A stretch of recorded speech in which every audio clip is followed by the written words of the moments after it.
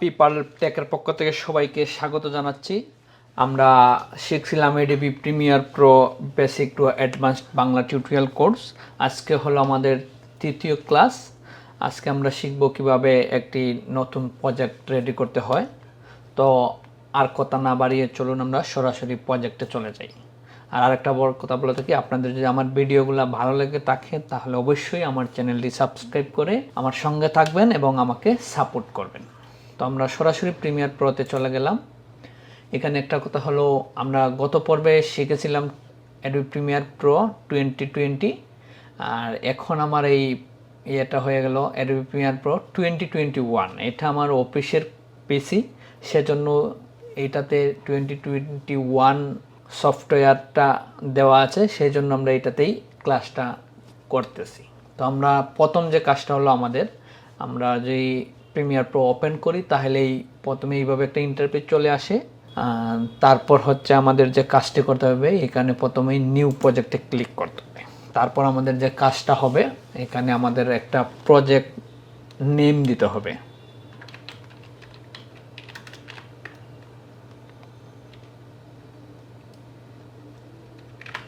তো আমি এটার নাম দিলাম ফার্স্ট ক্লাস। তারপর যে কাজটা করতে হবে আমাদের, এখানে লোকেশনে এখানে ব্রাউজারে ক্লিক করে আমাদের প্রজেক্টটা কোথায় আমরা রাখবো সেই জন্য আমরা একটা ফোল্ডার সিলেক্ট করে রেখেছি, কোর্স প্রজেক্ট। তারপর আমরা এখানে দেখেন, যত সুন্দর গোছানো প্রজেক্ট থাকবে আপনার, ততই আপনার কাজ করতে গোছানো একটা কাজ করতে পারবেন। তো আমরা প্রথমেই প্রিমিয়ার প্রো প্রজেক্টে এখানে সিলেক্ট করে সিলেক্ট ফোল্ডারে ক্লিক করে দেব। আমাদের প্রজেক্টটাই এই জায়গায় চলে গেল। তারপর আমাদের এখানে দেখুন general, scratch disk, engage setting. তো আমরা প্রথমে জেনারেল সেটিং সম্পর্কে একটু জেনে নিই। এখানে প্রথমে যে বিষয়টা রয়েছে ভিডিও রেন্ডারিং অ্যান্ড প্লেব্যাক। তা রেন্ডারে এখানে যে চলে আসেন, আমাদের যেহেতু গ্রাফিক্স কার্ড নেই আমার এখানে, আমি এখানে মার্কারে প্লেব্যাক ইঞ্জিন জিপিইউএ অ্যাক্সেলারাইজেশনে অটোমেটিকলি এটা দিয়ে রেখেছি। এরপরে আরেকটা অপশন রয়েছে মার্কারে প্লেব্যাক ইঞ্জিন সফটওয়্যার, এটা তো আপনি দিতে পারেন, সেটা সফটওয়্যারের উপরে লোড নেবে। আর যাদের গ্রাফিক্স কার্ড থাকবে এনভিডিআর, তাদের জন্য এখানে কিউডা নামে একটা অপশন চলে আসবে, মার্কারে প্লেব্যাক ইঞ্জিন কিউডা, ওইটা আপনি দিয়ে দিবেন। তারপর এখানে দেখেন আরেকটা অপশন রয়েছে প্রিভিউ স্কেচ।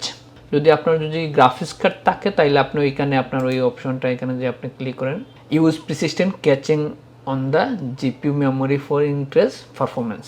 তো এটার কাজ হবে, আপনার যদি মনে করেন 4GB অথবা 8GB কার্ড থাকে, গ্রাফিক্স কার্ড থাকে, তাহলে ওই জায়গা থেকে আপনি যদি ওইটা সিলেক্ট করে দেন, যখনই আপনি এডিটিং করবেন আপনার ভিডিওটা তখন স্মুথলি প্লেব্যাক হবে, আপনার ওইটা আটকাবে না।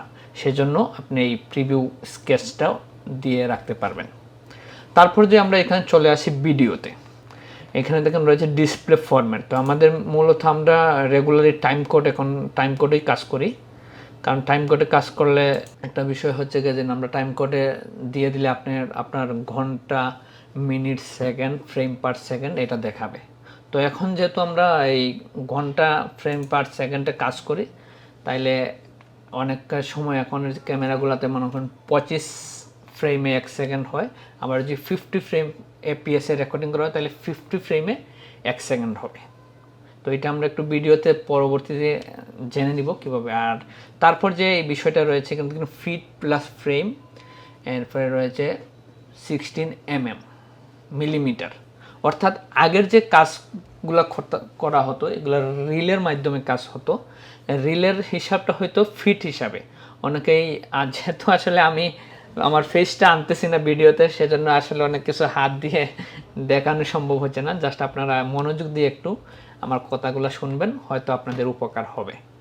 আপনারা বেসিক টু অ্যাডভান্স যে বিষয়গুলো আমি খুঁটিনাটি আপনাদেরকে বুঝিয়ে বলতে পারবো।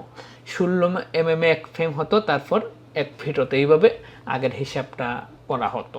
তারপর এখানে দেখানো আছে ফিট ফ্রেম প্লাস ফ্রেম 35 মিলিমিটারে 1 ফ্রেম হইতো, তারপর 1 ফ্রেম সমান 1 ফিট হতো, এইভাবে হিসাবটা ছিল। তারপর আছে ফ্রেমস। তো ফ্রেমস তাহলে যে 25 এপিএসে হইতে পারে, 15 এপিএসে হতে পারে। তো আমরা যদি টাইম কোডে রেখে দিই, সেক্ষেত্রে আমাদের সবথেকে হবে আমরা মিনিট পেয়ে যাব, ঘন্টা পেয়ে যাব, সেকেন্ড পেয়ে যাব, ফ্রেম পেয়ে যাব।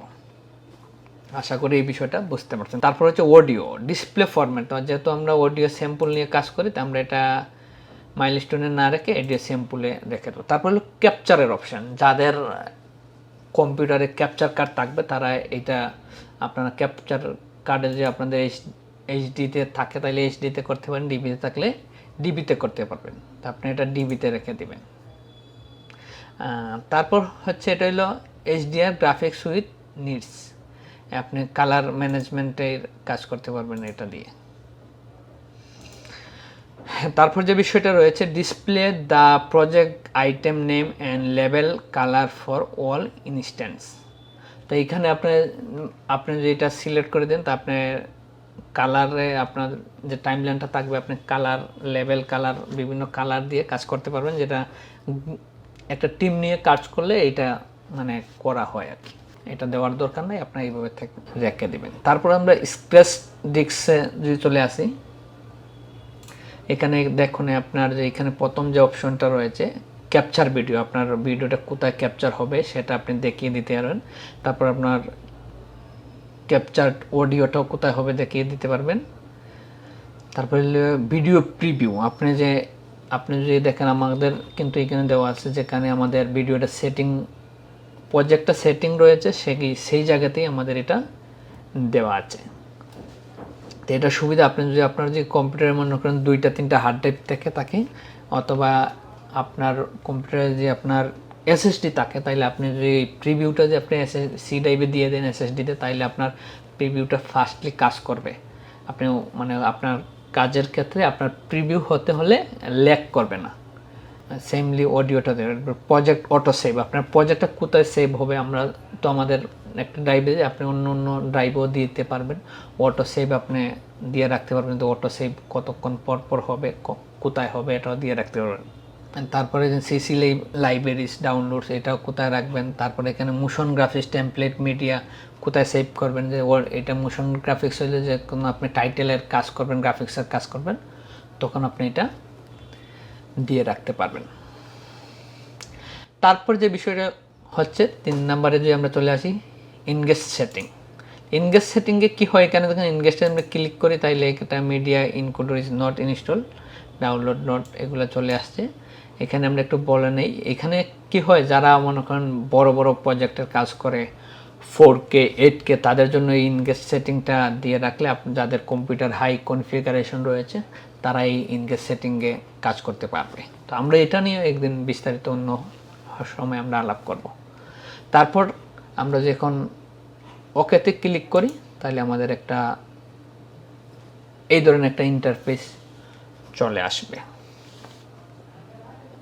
আমরা যে এখানে যে একটা ক্লিক করে একটা ভিডিও নামিয়ে আনি, এখানে আমরা যে বিষয়টা নিয়ে আলোচনা করছিলাম এখানে একটু যে আমরা এইটা যদি দেখে নেই, আমি সরাসরি এখানে এটাতে নিয়ে আসি, তাইলে এখানে দেখুন ওই যে আমরা ফ্রেম পার সেকেন্ডটা নিয়ে আলোচনা করছিলাম, আমরা যে এই ভিডিওটা একটু এখানে দেখেন এখানে রয়েছে ঘন্টা, মিনিট, সেকেন্ড আর এখানে ফ্রেম পার সেকেন্ড। অর্থাৎ আমরা যে এখানে যে 2, 3, 4, 5, 6, 7, 8, 9, 10, 11, 12, 13, 14, 15, 16, 17, 18, 19, 20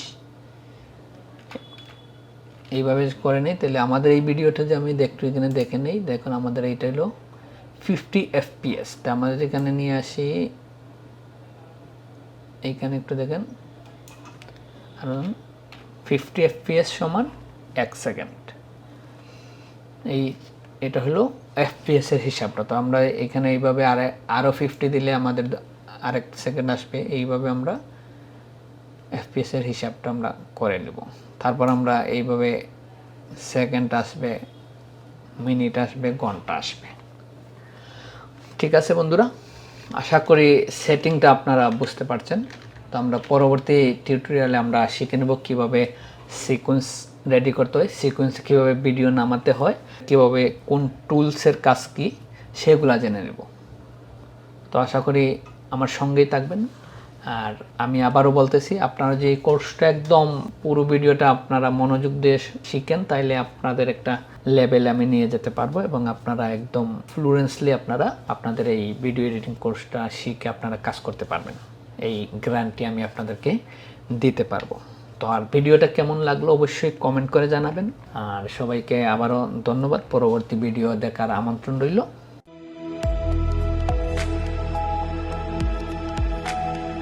একটি পেপাল ট্যাগ প্রযোজনা।